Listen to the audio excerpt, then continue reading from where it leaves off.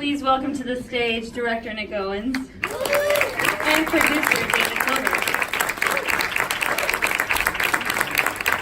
Thank you for coming in the rain. It was more than I wanted. Yeah, thank you. So Trixie isn't here tonight, but we have the pleasure of having the director and the producer here with us tonight. So we're going to do a quick Q&A, and I'll throw the questions to the audience in a minute. So first of all, please tell us how this project came about. I mean, you know, when we start this film, Trixie's not a Drag Race all-star champion yet. So how did you get in touch with Trixie, and how did this documentary come to be made? Well, actually, David has known Trixie for a really long time. David and Trixie are actually partners. And so David's a producer, and he knew that there was a lot going on in Trixie's life, and he called me and he was like, you know, there's so much going on. I think that we could, you know, something's going to happen. We may as well document it. And I was like, definitely, you know. I'm a very like sort of sensitive person, and I was like, oh, I could take this like really bombastic idea and make it really sensitive.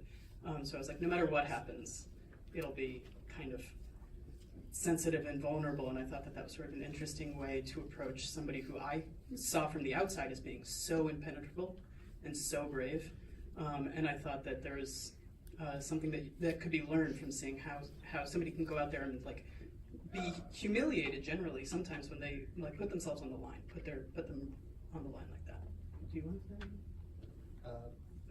Well, the original idea started when the Gaga documentary came out. Actually, it started as a joke that we should do a documentary and call it 6'2".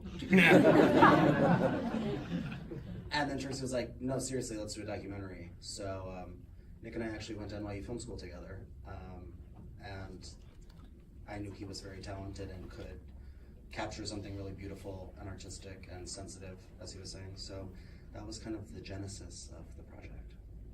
Oh yeah, we know each other.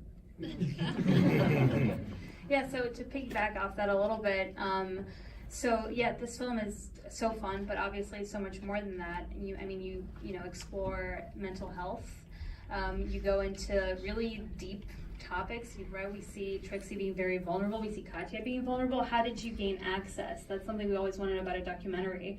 You know, obviously the subjects are very open in this piece, and so how did you manage to, you know, communicate with your subject and get her to open up with you about all everything that was happening, particularly in the moment when, you know, this tension was growing with her business partner, with Katya, and that break eventually happened?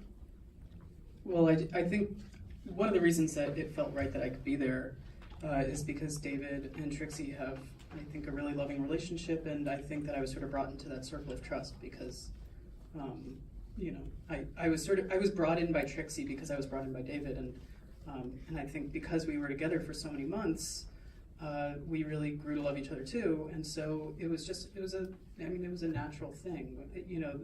I was there all the time. I was with Trixie, you know, 24 hours a day while we were filming, and so, and we got along. You know, I think that was the first step. Yeah. Well, I think because Trixie and I are partners, and Nick and I go way back, and it was just the two of us following her for 9 months last year, we were able to get that intimacy, and they really grew to love you. I mean, that last shot when Trixie's being raised up and says, "I love you," that's actually to Nick, which was really sweet.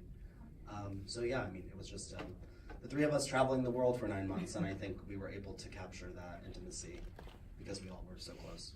Yeah, and I think that was the part of the reason why we thought this documentary could exist in the first place, was because it felt like I could be brought into that circle of trust really easily. So I don't know if it would have happened otherwise. Yeah, I mean, it really feels like in the past, I want to say 5 to 10 years, you know, drag is really having a moment in popular culture.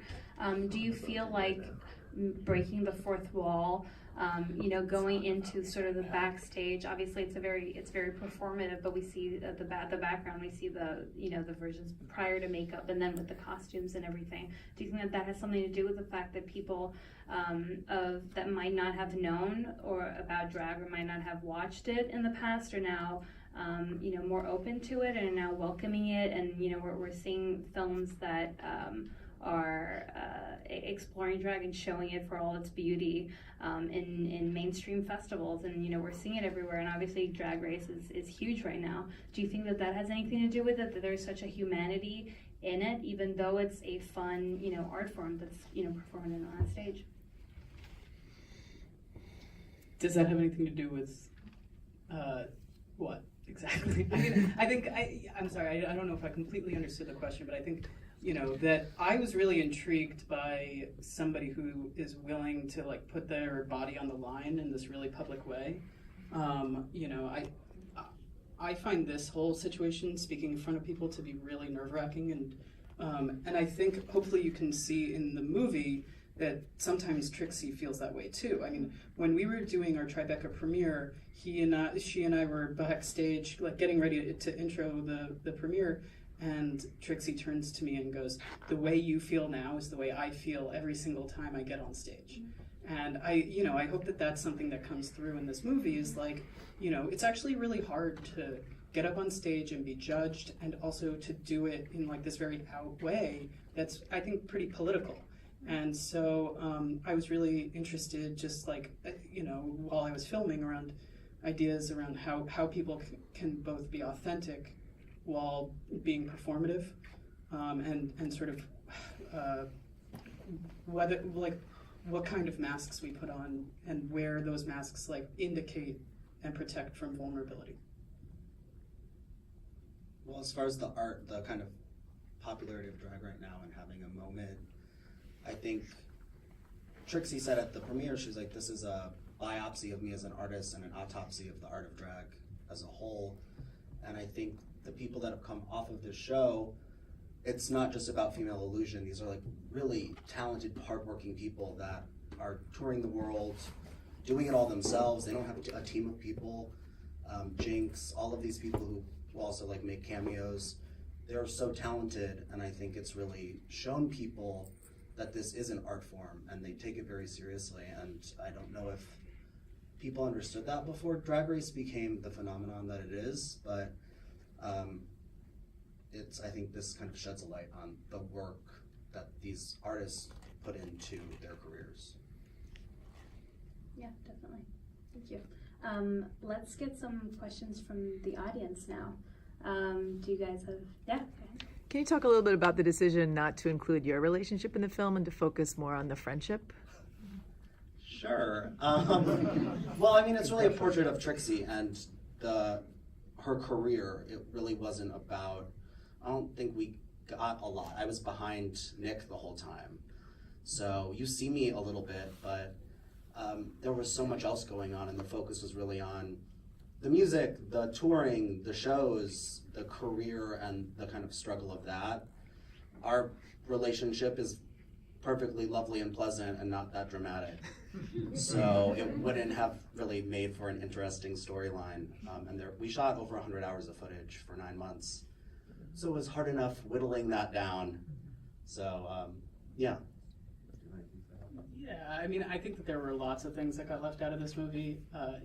When David was like, there's so much going on in Trixie's life right now, we have to document it, I didn't realize that meant it would be that there were like 1,000 storylines to try and parse together and turn into one cohesive thing. And so I think that relationship is certainly not the only thing that didn't sort of make it into the cut.